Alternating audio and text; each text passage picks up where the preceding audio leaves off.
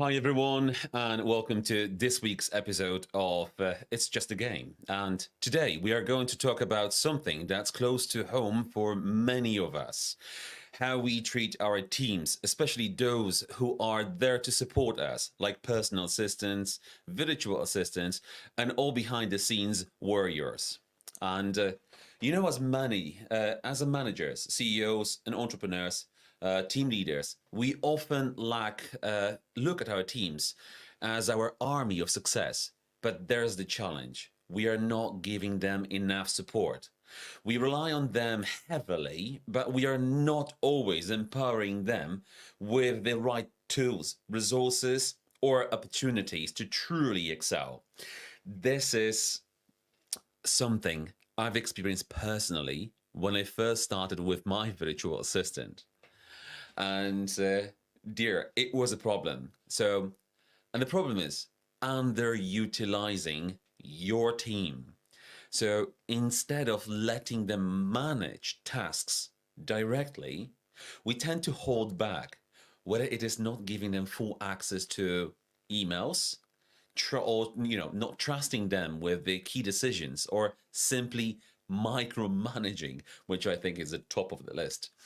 I've seen this play out not just in my own business, but also in conversation with other entrepreneurs. We want to be in control, but by doing so, we are creating more work for ourselves rather than truly delegating. So imagine, instead of forwarding emails for them to act upon, we're just letting them manage the inbox completely. It sounds simple, but it's a game changer. Many of us are stuck in this loop, whether we are like offloading work, but in reality, we're just piling on more. And I still invest in myself and my education and my personal and professional development. And in my group, there is about 50 or 60 high net worth individuals, achievers, entrepreneurs, CEOs, and each one of us last year have been tasked in just getting an assistant, just making sure we will get an assistant. And simple, we've been given all the resources, tools, understanding how to deal with it. And I've actually started my first virtual assistant about 2 years ago. Dear me, that was a challenge. And you know who you are, and Marilu, thank you so much. Ladies, you've been very, very helpful, and thanks for being patient with me, because when I started, I wasn't sure what will I be able to give them to act upon. But stay tuned, because I'm exactly going to share with you how to deal with this and how to make this efficient, working for you, so you're not creating more work for yourself, as I'm seeing this on a regular basis, where other people, oh, I need an assistant. Yeah. So how are you working with them? Are they doing the emails for you?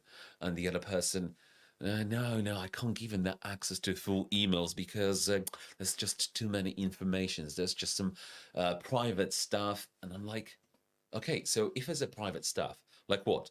You have to pay subscription for, well, maybe there are some sites that you don't want them to see, but anyway, they are working there for you, and they could automate the payments for you. They could sort out all the invoices. They can do so much. And I'm not checking emails every day now. My personal assistant do it with her VA, and then I just get emails that I need to respond to on the daily call. but I'm not sitting and going through. And I remember on one day it was like 160 emails. I'm like, how do you deal with this? But it could be overpowering and quite stressful at times. But let me, imagine instead of forwarding those emails for them to act upon, you're just giving them, to manage the inbox entirely. That is absolutely brilliant. And I've done some research to see, what are the common challenges with personal assistants. And the number one is lack of clear communication and expectations. And I'll tell you how we deal with that. One of the most common problems, it is lack of clear communication between the assistant and their employer. Many executives don't take the time to clearly outline what they expect. And that leads to misunderstanding, mistakes, and it could be simply converted to a clear feedback. And this is very important. You as a manager, team leader, CEO, entrepreneur, it is thanks to you, or it is your fault, whatever is happening in a business. It's not down to your assistant, to your team, to your employee, to anyone else. If they are failing, it means that you failed. You failed to communicate. You failed to delegate, clearly, and you've not given them enough instructions, enough support for them to be successful. And that's your fault. So let's turn this around and let's make sure that you're never going to make this mistake again. And lack of clear communication and expectations. The way I'm dealing with this is I'm using tools such as project manager tools, delegation tools. The one I'm using is Manly.com. There's Asana that you can use as well, but you can even use Google spreadsheets or sheets or any other notes that are just shoutable, and you and your assistant and anyone else within the team can look into it. Because if you're asking your assistant to do something for you, the way I'm doing it is, let me show you what I would like you to do. We jump on a call or we just meet, and I physically show them how I'm doing things, what I'm doing, what's in my mind as I make those decisions. And then I let them do it. I only show them once or twice how I want, and I tell them what are the key objectives important for me to understand that, yeah, you've achieved it, or this task is completed. And it is what I find out. So I've been training and I've been leading people for about now 15 years through all of my various trainings and jobs. And from my experience, I know that the best way to train someone is to let them make all the mistakes they can. Give a clear expectations, clear instructions, and let them make mistakes. Because only from the mistakes they made, you can ask them the questions like, so what were you thinking when you decided to do this? What was on your mind when you thought about, X, Y, and Z? And this is the best way to move forward and have a great assistant. So for me, it was that's a game changer altogether.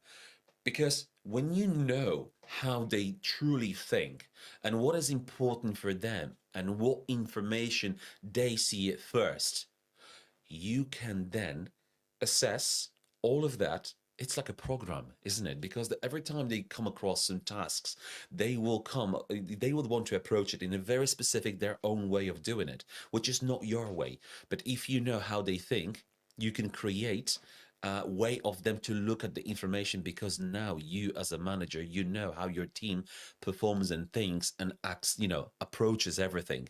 And you know how you can give them the informations, or you maybe need to just reword your objectives and expectations so they understand what is the most important for you. And that's how easy. And what we do to make sure this will be not lost, forgiven, or forgotten is we just record everything on, on our CRM. and project management tool like Monday.com, the ones we use. We just list everything. So when we meet with them on 2 times a week, which is Monday and Friday, for start of the week and sign off. And we ask very simple but yet powerful and important questions. But we also, my assistant, meet with the person every day for a half an hour, just go through all of the admins. But everything we ask them is written down, and they can go back anytime and know what they have to do. Because once, when they're new to the job, they get stressed because they want to deliver. As much as you want them to do it for you, they want to deliver to you. So if you write down that, that's it, that stress is out of the question, and clear communication. That's very important. And your expectations, I think if you set the expectations but you check back on them, it's so much easier to raise. And your expectations might be somewhere here. That's fine. That's fine. They might not get there initially, but trust me, when you follow and when you apply consistency to your approach, they will improve massively. Number two, the common challenge and personal, with personal assistant is the trust and delegation issues. So what I notice is many high net worth individuals, entrepreneurs, they struggle with trusting their assistants enough to delegate important tasks fully. They might feel uncomfortable giving them access to emails, sensitive information, or key decision making powers, which limits your assistant or their assistant, effectiveness, and that increases your workload, and what's the point in getting assistance in the first place? Looking at this trust issue and delegation, is I'll bring this an example. A few months ago, one of my buddies, and in our program, in my personal development program, every month we are buddying up with someone to share our objectives for the week and how well we did. So it's more of an accountability part of our development.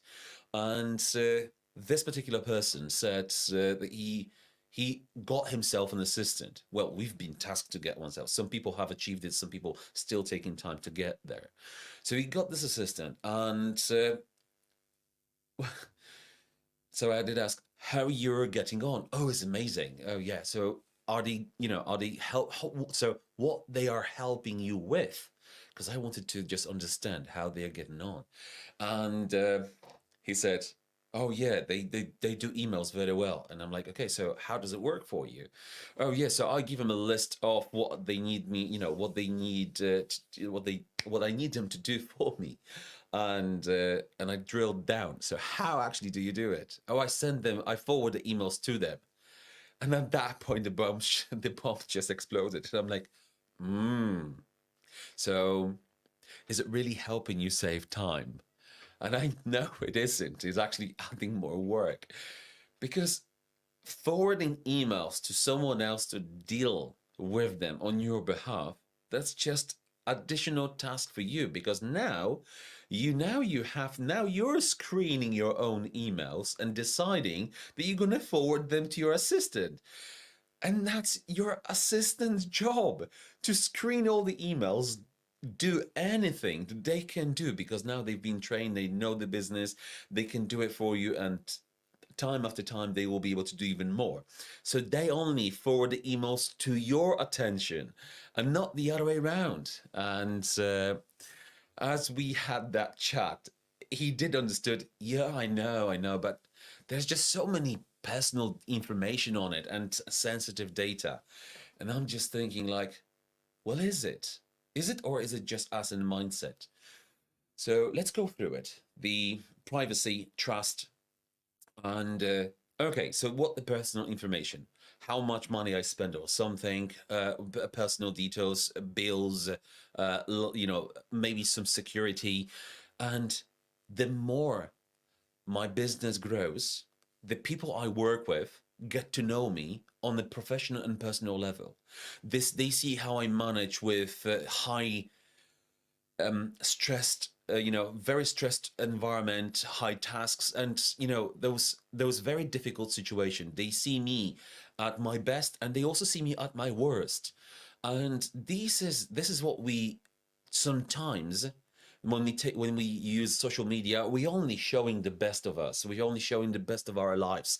We are sharing with people filtered reality, but actually the reality is different. But we are not sharing the true picture of us. We're just sharing what we filtered out. Yeah, this is amazing. We only beautiful people going on to these expensive holidays, having these amazing cars and going to restaurants, But actually, no, we don't. We don't do all we don't do all these things every day. And that's exactly what I wanted to talk about is how we are sharing with people. And if we let them in to our lives and manage the emails and communication, they'll get to know us. And that's the scary thing, is allowing someone else to get to know you on your personal level and not only professional. And that is the most important. And if you have nothing to hide, then you have nothing to hide. Because if there's something important in your personal life, they would be able to flag it up for you for your attention. And if you're busy running around doing tasks and meeting with people and communicating with everyone, you might miss some important tasks, and they could even help you with your not only your personal life, sorry, your professional life, but also personal life.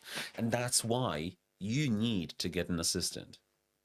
Dear me, my friend, he's you, Martin, you're out there, and many you need an assistant.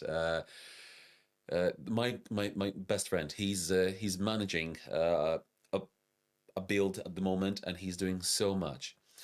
His partner also, she runs her own business, a very very busy family, and they've got this beautiful child, and I can see how he manages everything to a perfection, but I can see that it's taking a lot of toll on him. So if he chooses to find someone and then delegate and go through all of this process of clear communication, tasks, expectations, and trust and delegation, I know he will 10x his efficiency. But that was two. Number three, difficult in balancing, your professional and personal tasks. And I've already alluded to it on the previous one, where, if you let someone in to your personal life, you then allow them to understand not only your business, but also learn how you live, what is important for you. Uh, you know, you are, as an entrepreneur, juggling your business, but you also have to juggle your life, because you can't be in a business 100%. You also have your children, or if you don't have children, you might have a dog which you're responsible for, or you might have just your partner, your mom, or anyone else you look after. Or even if you're not looking after anyone else, you should be looking after yourself. And that's what happened to me when I was on my own. I was, I was single, and I worked my ass off. Sorry, not swearing, but I worked really hard, long hours, and I thought I loved it until I didn't know better. So I'm a pleaser. I was pleasing other people and working for them and giving 100%. And when I did that, I only then realized, well, I'm not looking after myself very well. It's all good, this gratitude from other people, like, yeah, oh, thank you very much for helping, thank you for doing this for me. So I am still the person, like, I'd rather help. I'd rather help you or someone use me than me asking someone else's for help, and it's really really hard. But that's exactly who I am. I'd rather do something for other people than ask other people to help me. I'll figure it out on my own. But now time moves on, and I've learned it's good to ask for help. So balancing your personal and professional tasks, very important, and especially for high net worth individuals and their assistants. Frequently handle more than just business. They handle a wide variety of range of tasks, from managing calendar, household duties, making sure your car has an MOT on time, making sure his insurance is done, making sure all of your tenants, all of your refinancing, everything, it will be flagged up 3 months in advance, 6 months in advance, so you can then task them to find the best deal, and you can tell them, listen, on my, last year on my insurance, for my car, I paid £500. Would you be able to find something cheaper? Nothing changed within where we live, or other, or other circumstances, and they will be making the phone calls for you. They will go on the web, search websites, and just to find an insurance, simple thing, just to find renew your insurance. You go on, you would want to go on 2 3 websites and run those search engines, but that takes what, an hour to do, and that's 1 hour of your time. Unless you want to spend that 1 hour of searching and finding, and there's only one, one, maybe two in particulars that you will look at. First one is the price, and the second one is your liability, and this is it. So why cannot you give this to someone else to do it for you? Easy. We've also touched on confidentiality and privacy concern. Well, it is important, but as I've just already mentioned, this is something that, unless you are hiding a lot, and unless you are maybe, you're working for a government or something, there's a different way of approaching your personal assistant. If you've got a very, very sensitive data. Other than that, it's just a business. And number 5 is, so what we've gone through, let me just summarize it. We've talked about lack of clear communication and expectations. 2, trust and delegation issues. Number 3, difficulty balancing professional and personal tasks. Number 4, confidentiality and privacy concerns. And the last one, common challenge for working with the personal assistant, is resources and training, limitations. So when I first started with my 2 VAs, Anne and Marilu, 2 years ago, and honestly, my first meeting with them, I knew I need to have it, but at my first meeting with them, and they will vouch for this, ladies, I know I need help, but I don't have the processes in my business. I don't know how we're going to do this, but we're going to do it. We're going to figure it out. And honestly, that was my meeting. Not the best meeting, don't do it. But I am an honest person, and I just say as it is. I'm not coloring, and that's exactly how it was. But because I didn't know how to approach this, because I didn't know how I can deal with, with them, what processes to put in place, how to actually start, what level of access to give them, I essentially lost them due to me not utilizing them well enough. And listen to this, guys. And I've learned recently, because I reached out to them, I've learned recently that Anne is head of operation for another developer, friend of mine actually, and he knew how to utilize and how to use that person. And when I learned it, I was no surprise. She's still amazing. And I'm not sure what Marilu is doing, but I'm sure she's doing something great as well. And that's the power of your assistants when you know how to use them.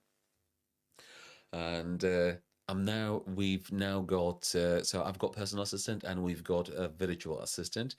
And this is what we do is we keep in a clear communication. We use system in place. It took us time to learn how to do it, but happy to share this if you have any questions. But this is exactly, but let me give you those real life examples.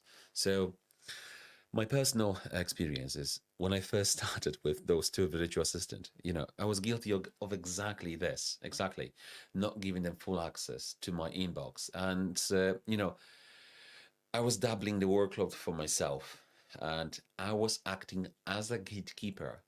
But that's exactly what I now need help with, and I know and I understand, is I need a gatekeeper to help me run my business so I can focus on the business and I can focus on my life.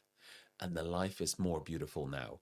And trust me, if you don't have an assistant yet, please at least explore, because you can get really, really, really cheap help out there, and I'm talking fraction of what you are charging for your hourly rate.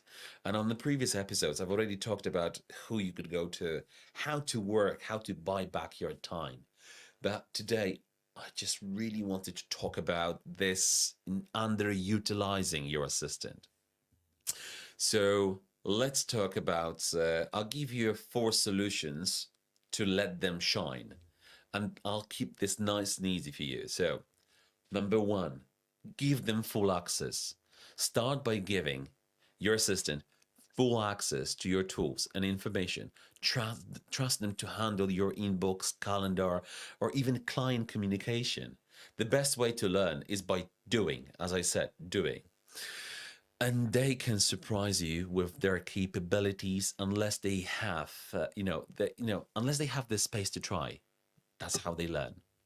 Number 2, provide resources and training. Invest in training and resources that can help your team grow. Whether it is a new software tool, professional development courses, or just time to learn new skills, these investments pay off when your team becomes more efficient and knowledgeable. And I'll give you an example on this one. I told my guy, I said, listen, I need a solution for my videos, and I need this. And could you just do research on a software for me that that implements this posting, editing, finding interesting comments, creating all the text asset to it.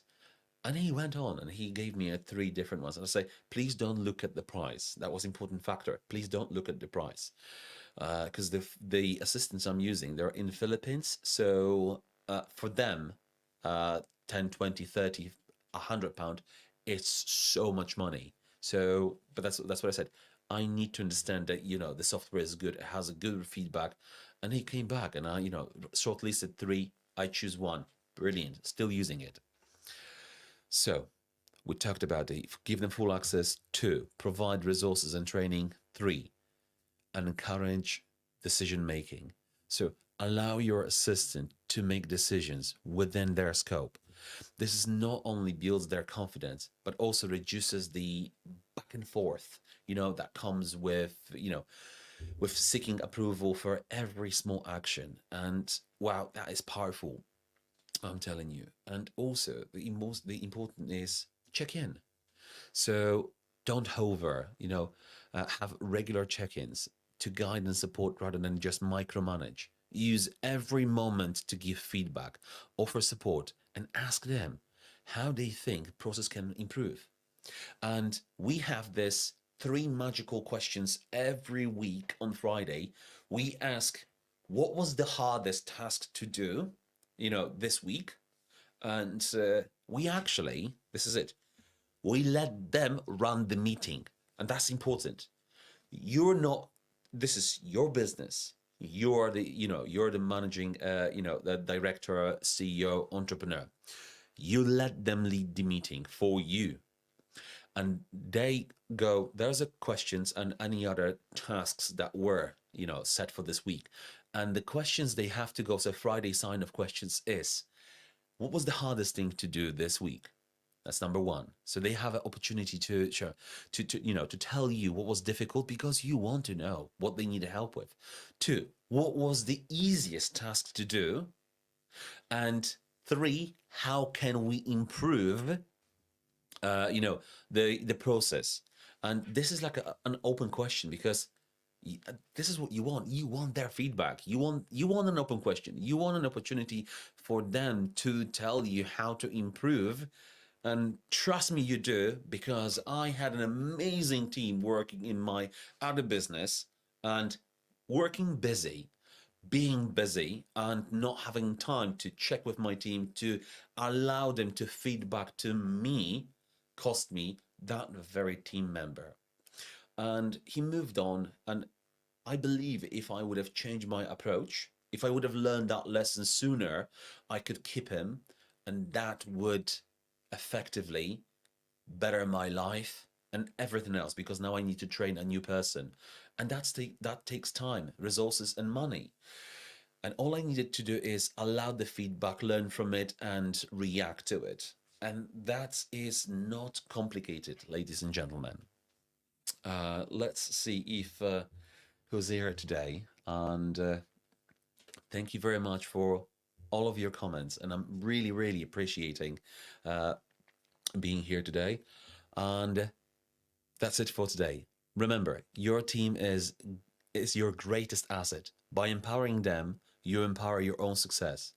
Let's break those chains of micromanaging and let our teams show us what they truly capable of. Thank you. Thank you very much for tuning in today. And till the next time, if you have any ideas, if you'd like me to talk about something specific, please feel free to leave comments, and I'm more than happy. And I'm more than happy to jump on that subject. We can find out, do research for you. Thank you very much for tuning in today. Have a lovely week, weekend, the rest of it, and see you next week. Thank you so much.